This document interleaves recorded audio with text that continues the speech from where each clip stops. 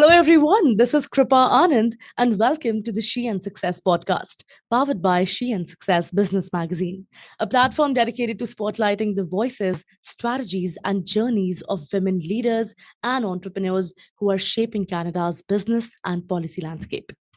Today, we are celebrating a century of financial excellence and exploring a topic that sits at the intersection of wealth and purpose. In 2026, as one of Canada's oldest financial institutions mark its 100th anniversary, the focus has shifted from merely accumulating wealth to strategically sharing it. Joining us today is Christine Van Cauwenberghe, Head of Financial Planning at IG Wealth Management. Before joining IG over 20 years ago, Christine practiced tax law, where she saw firsthand how proactive advice could save families from costly financial mistakes. Today, she leads a multidisciplinary team of experts helping high net worth Canadians turn complex philanthropic goals into actionable, tax efficient legacy plans. So, before further ado, let's welcome this very special guest. Christine, welcome to the podcast. Such a pleasure to have you with us. Thanks very much for the invitation. Very happy to be here. Now, firstly, to start things off, a huge congratulations for the anniversary. How do you feel about it? Oh, everyone at IG is just so proud. To hit 100 years is a huge accomplishment for any Canadian firm, but it's just also been a long journey for us. We've really evolved as a company, and it's nice to see that a Canadian company can change over time and stay modern and current with the times. So we're trying to lean into our history, but also look forward. And it's really been a great year so far. Beautiful. Now, Christine, you've noted that even affluent Canadians with integrated plans often, under optimize their charitable giving. So let's start the conversation by understanding from your perspective, why is charitable giving often under optimized, and how does timing or, planning impact it? Well, as you can expect, everyone's busy. They have a lot of things that they have to do on any given day, and it's just not a priority. Although that doesn't mean that it's not important to many of Canadians and many of our clients, in fact. But what happens is people tend to give when they're asked, or they have very specific charities that they give to on an annual basis, and it's just almost a habit. So someone will ask them for some money, and a lot of our clients will write a check, which of course is fantastic. But if they had thought about it a little bit more, they could have given the same amount of money and paid less on their end, and if they had taken advantage of some of the tax benefits. But that takes planning and intention. And I think a lot of our clients, they don't necessarily think about things in advance, and we're trying to open up those conversations and also help them understand that as financial planners, we have the knowledge and the skills and the technology to put in, all the different scenarios and help them choose which scenario would have the best outcome, both for them and the charity. And we're trying to help clients and Canadians understand that you can get help and there are better strategies out there. It's just you need to take the time to have that conversation and really think about it on a bigger scale. No, definitely. I agree with you. Realizing that charity is a strategic financial lever, not just an afterthought, is the first step to maximizing both the impact for the cause and the benefit for the donor. Now, moving ahead, let's explore tax efficient giving through, strategic asset selection. So the question to you is, what tax efficient strategies should Canadians use for, donating assets like securities for say? Yes, a lot of Canadians don't realize that if you make a gift by transferring publicly traded securities, which can include mutual funds, publicly traded securities includes a broad list of items, but the capital gain on that item, the inclusion rate is 0%. So normally when you sell a security, you have to pay tax on 50% of the gain. If you give that security to a registered charity, you do not have to pay any of the capital gains. So let's assume you had purchased a mutual fund for $500 and it's now worth $1,000 and you want to make $1,000 gift to charity. Instead of writing a check for $1,000, you could consider giving the mutual fund. You still get the receipt for $1,000, but you don't have to pay tax on the $500 gain, and you get to keep $1,000 of cash that you might have otherwise given. And so we do recommend to our clients, look through all your securities Is there a security there with a significant gain that you don't want to pay the tax on? Maybe give that as the gift. And if you're saying I actually like that security, well, then rebuy it later with your cash. You can still stay in the security, but Yeah. you're taking care of the capital gain issue by giving that to charity versus tax paid money. Makes sense. That was very well articulated. Eliminating capital gains tax through the donation of securities, it's a massive win-win that many investors still haven't fully utilized in their IG living plan. Now, moving ahead, I'd love to, touch upon looking at using donor advised funds now for long term impact, right? So, why are donor advised funds growing in Canada right now? And how should they be used in long term planning? What do you suggest? Well, we actually do have a number of clients who do want to think more long term about their giving. And so, for example, let's say they sell a business or a property and there's a significant gain, and all of a sudden they have this huge tax bill and they want to save tax. They want to make a large gift at one time. And Mhm. so they're trying to decide, what do I do with it? And it's too much pressure. It's too much to decide. So they say, I want to create a private foundation or something like that. Private foundation can take years to create because you have to go to the CRA, you have to get a charitable giving number. It's very expensive. You have to create the administration. So even though it sounds all well and good, a lot of clients don't actually want a private foundation. What they want is some sort of account where they can park the money. And so we call a donor Mm. advised fund effectively charitable parking lot. So you put the money into the donor advised fund.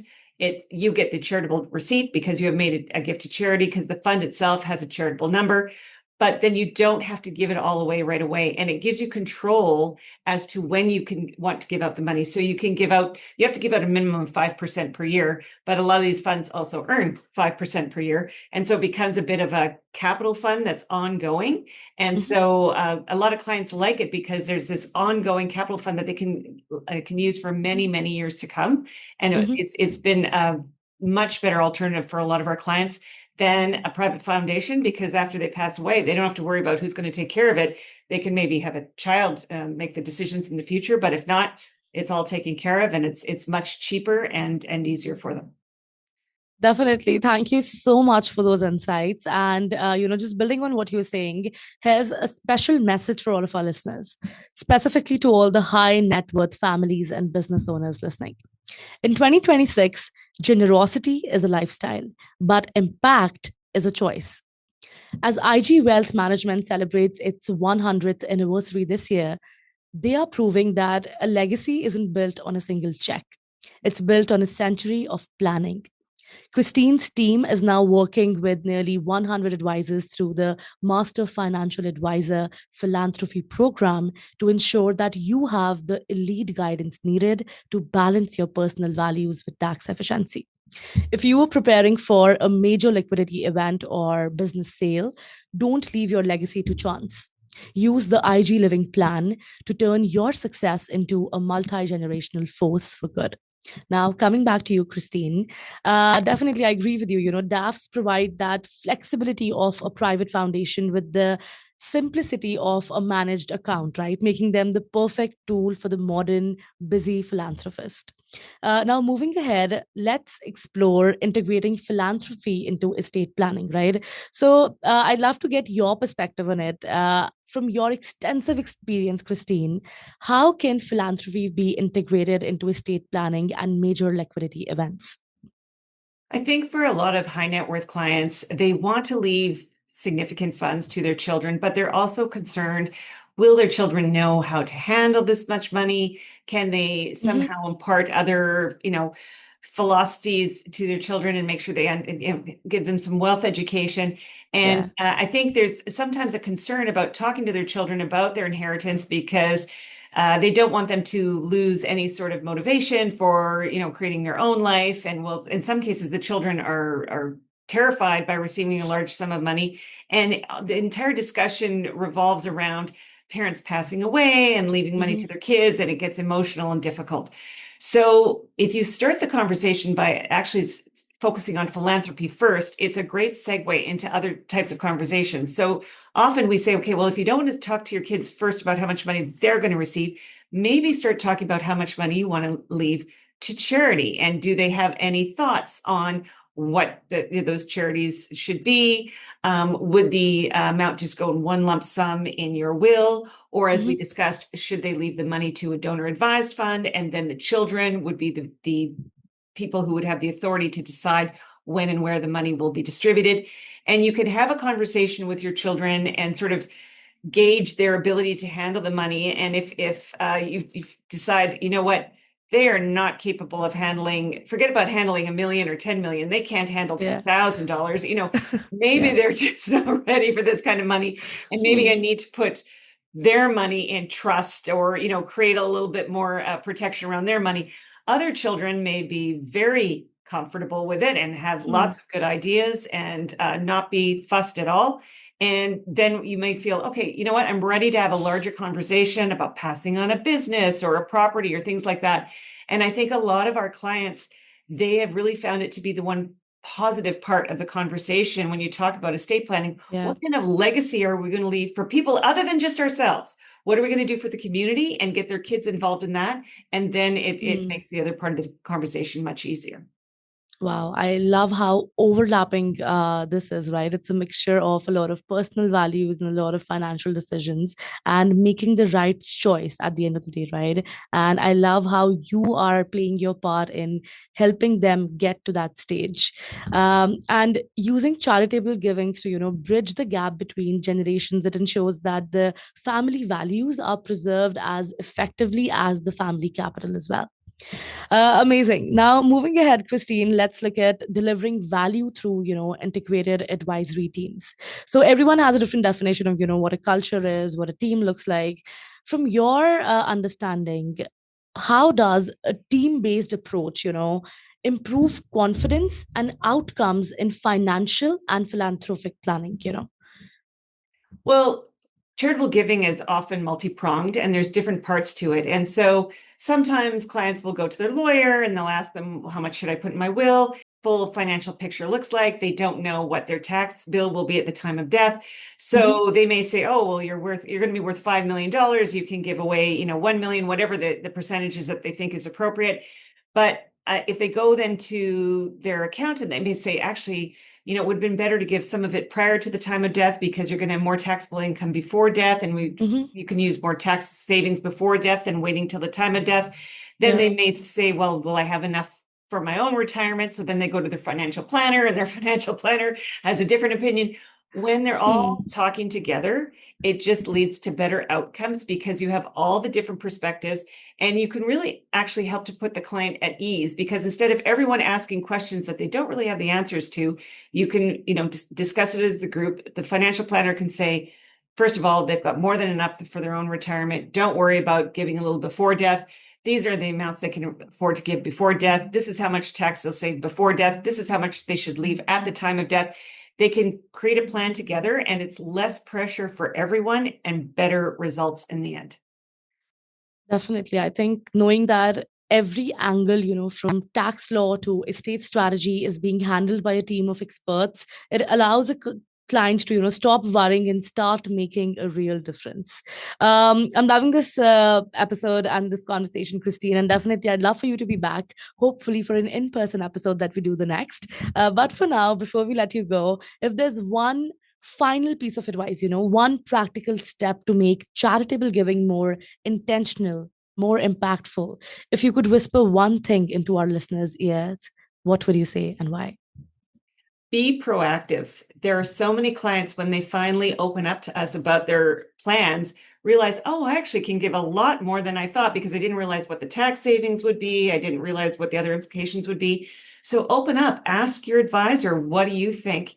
And take some time to think about it longer term. These gifts don't make themselves, right? So you have to do something. And I think people do make gifts during their lifetime, but in order to make a large gift at the time of death, which is when you can usually make the biggest impact, you have to put something in your will.